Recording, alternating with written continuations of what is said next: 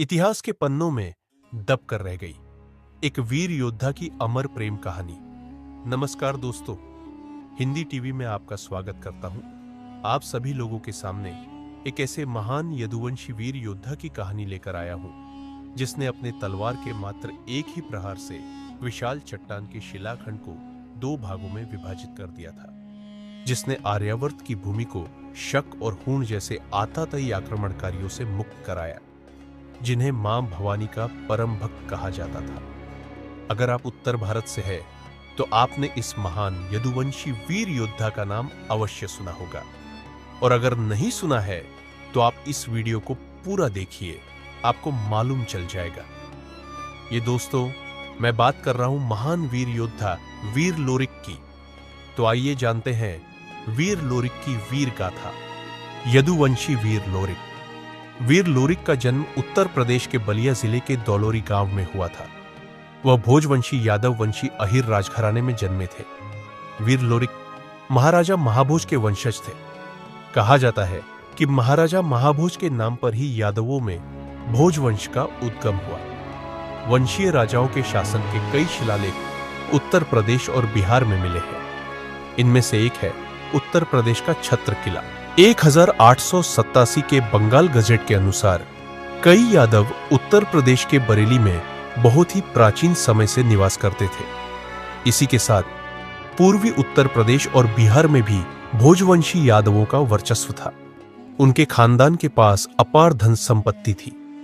भोजपुरी जगत में वीर लोरिक की कहानी लोरिकायन के माध्यम से लोकगीतों और महाकाव्यों के रूप में सुनाई जाती है। इसे भोजपुरी रामायण का दर्जा प्राप्त है।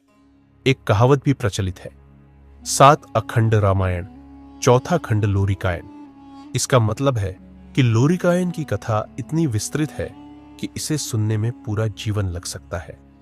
कहा जाता है कि वीर लोरिक मां जगदंबा भवानी के परम भक्त थे। मां भवानी स्वयं उन्हें अपनी गोद में खिलाती थी। युद्ध के मैदान में मां भवानी उनकी भुजाओं में वास करती थी। उनकी भक्ति से प्रसन्न होकर मां भवानी ने उन्हें बिजलिया खंड नामक एक दिव्य तलवार भेंट की थी। यह तलवार साधारण नहीं थी। इसका वजन 80 मन लगभग 320 किलोग्राम था।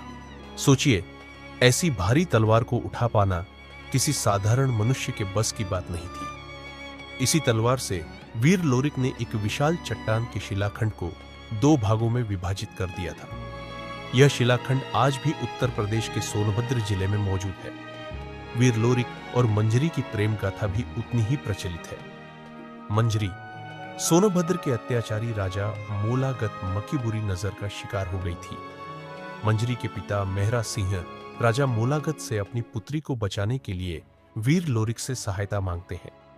वीर लोरिक अपनी यादव सेना और 1,50,000 बारातियों के साथ मोलागत के खिलाफ युद्ध के लिए निकल पड़ते हैं।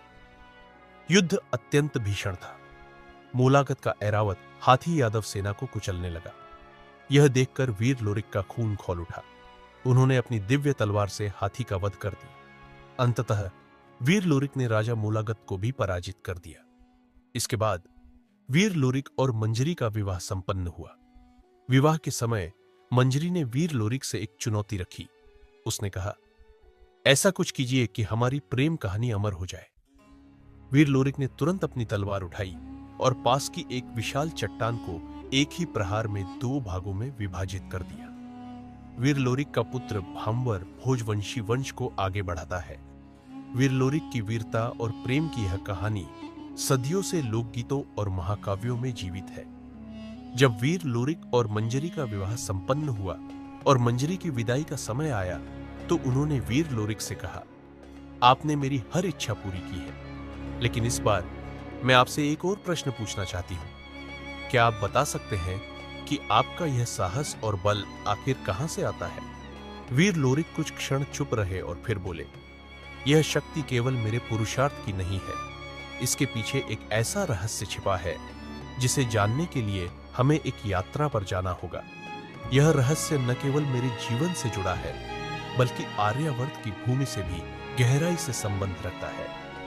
मंजरी ने उत्सुकता से पूछा, यह रहस्य क्या है वीर?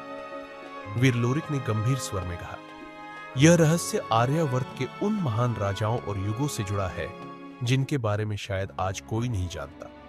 यह रहस्य उस शक्ति का है जिसने आर्यावर्त को सदियों तक अजेय बनाए रखा।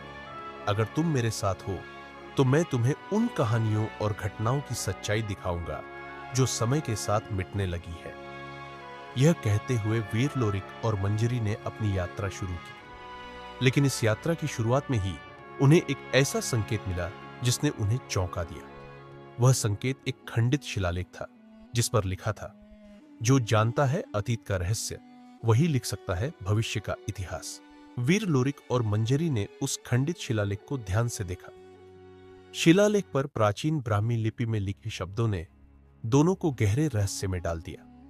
वहां पास में ही एक साधु ध्यान मग्न अवस्था में बैठे थे। वीर लोरिक ने विनम्रतापूर्वक उनसे शिलालेख के बारे में पूछा। साधु ने आंखें खोलते हुए कहा, इस शिलालेख में आर्यावर्त के महान योद्धाओं की शक्ति का रहस्य छिपा है, लेकिन इसे जानने का मार्ग आसान नहीं है।